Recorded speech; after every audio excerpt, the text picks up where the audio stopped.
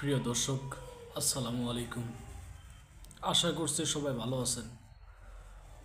অত্যন্ত দুঃখ ভারাক্রান্ত মনে আপনাদেরকে জানাচ্ছি যে দেশে যে বিচার ব্যবস্থা, বিচারকগণ নিজের বিসি ছাড়া অন্যের বিচার করে, ওই দেশ সম্পর্কে কিছু বলার থাকে না।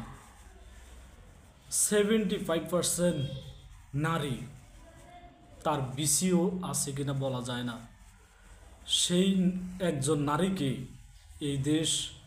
এই দেশের মানুষ, বিচারকগণ তাকে সুদর্শন পুরুষ হিসেবে ঘোষণা করছে।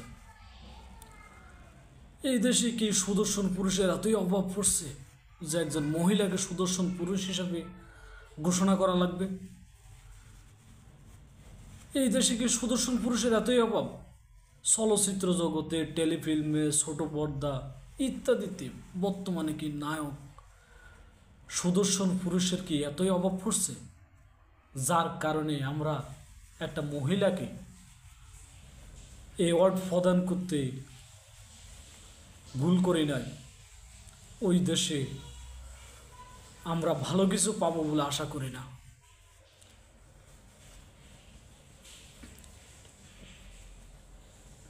কি দরকার এই দেশের টেলিফিল্মের নায়কদের?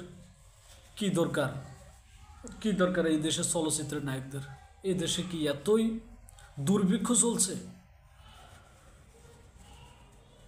বিচার ব্যবস্থা, পূর্ণ বিবেচনা সব কিছু আপনাদের হাতে রাখলাম। আপনারা আবার বিবেচনা করবেন।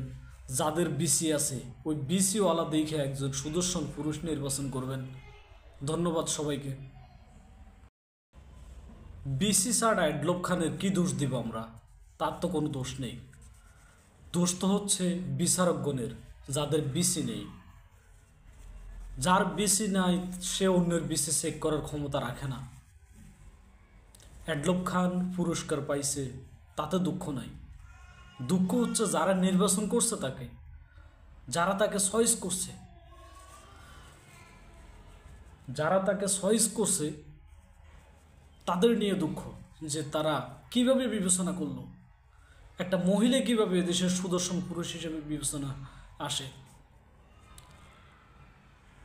কিছু বলার নাই, কিছু মাথায় আসতেছে না, কিছু বলার ভাষা খুঁজে পাচ্ছি না। ধন্যবাদ। আপনারা সবাই ভালো থাকবেন। আবারও বিদায় নিলাম।